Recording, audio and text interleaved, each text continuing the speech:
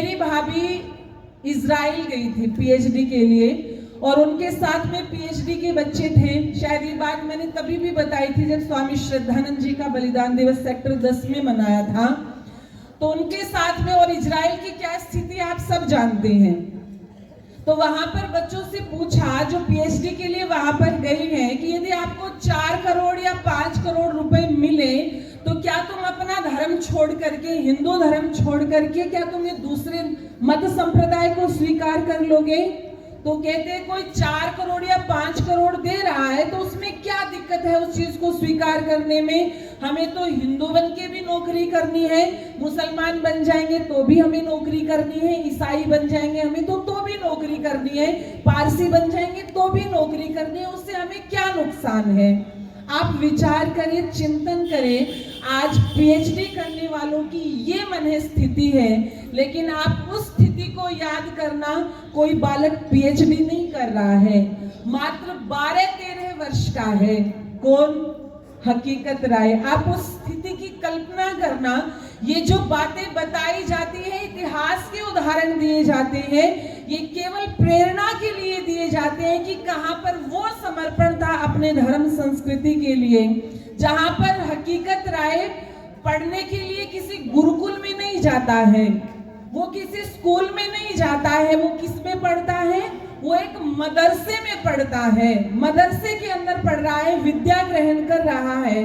और जब बच्चों के साथ में झगड़ा होता है और बात यहाँ तक पहुंच जाती है कि या तो हम अपने इस धर्म को छोड़ दे, वैदिक धर्म को, हिंदू धर्म को, या मुसलमान बनने के लिए तैयार हो जा।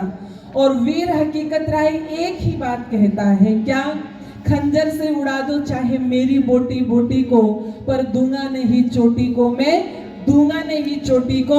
वहां पर हकीकत राय जीवन और मौत की उस रेखा के पास में खड़ा है और उस हकीकत राय को बहलाया जा रहा है, फुसलाया जा रहा है और उसे लालच दिए जा रहे हैं। और हकीकत राय जवाब देता है। क्या देता है? वहां पर कहा जा रहा था, वीर हकीकत बोल रहा था, मुझे नहीं समझाओ तुम, गर्दन मेरी उड़ाओ तुम। वीर हकीकत बोल रहा था, मुझे नहीं समझाओ तुम, गर्दन मेरी उड़ाओ तुम। मुसलमान बन जान बचा लो ना, ये दर्द खिलाओ तुम, गर्दन मेरी उड़ाओ तुम, गर्दन मेरी उड़ाओ तुम, गर्दन मेरी उड़ाओ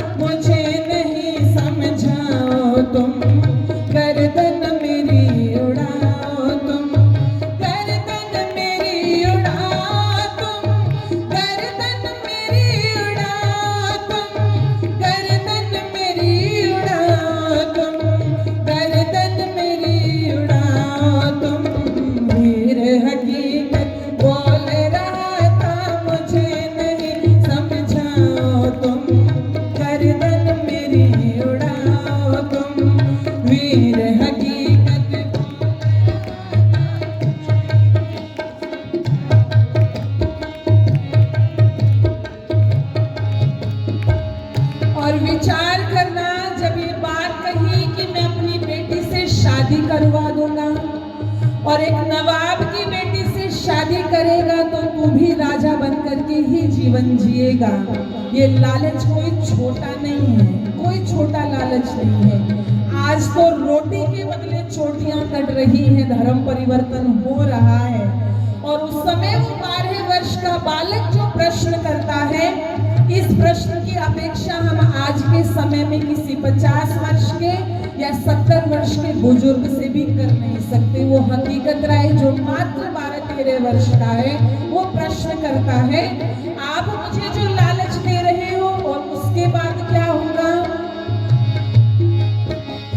मुसलमान बन गया अगर जो, क्या मैं कभी मरूंगा ना? क्या मृत्यु के आने के भय से मैं कभी डरूंगा ना? मुसलमान बन गया अगर जो, क्या मैं कभी मरूंगा ना? क्या मृत्यु के आने के भय से मैं कभी डरूंगा ना?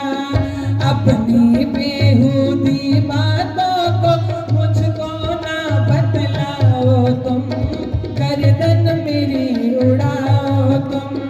वीर हकीकत बोल रहा था, मुझे नहीं समझाओ तुम, गर्दन मेरी उड़ाओ तुम। मुसलमान बन जान बचा लो ना, ये डर दिखलाओ तुम।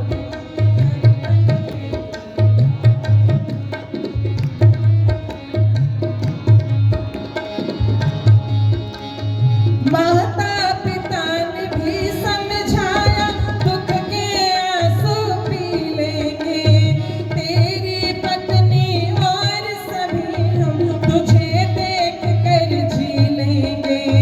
माता पिता ने भी समझाया, दुख के आंसू पी लेंगे, तेरी पत्नी और सभी हम तुझे देख कर जी लेंगे।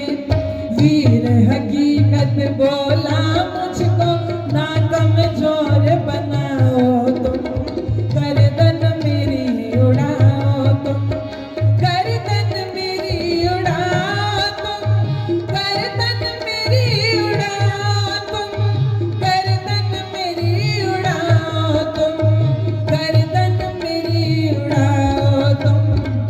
वीर हकीकत बोल रहा था, मुझे नहीं समझाओ तुम, गर्दन मेरी उड़ाओ तुम। वीर हकीकत बोल रहा था, मुझे नहीं।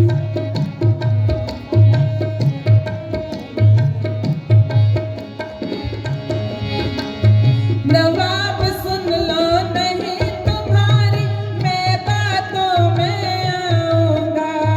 वैदिक धर्म की खातिर अपना शीश कटा कर जाऊंगा। नवाब सुन लो नहीं तुम्हारी, मैं बातों में आऊंगा। वैदिक धर्म की खातिर अपना शीश कटा कर जाऊंगा। छोड़ के अपनी लफबाजी को अब जल्लाद बुलाओ तुम, गर्दन मेरी उड़ाओ तुम। वीर हकीकत बोल रहा था, मुझे नहीं समझाओ तुम, गर्दन मेरी उड़ाओ तुम। वीर हकीकत बोल रहा था, मुझे नहीं।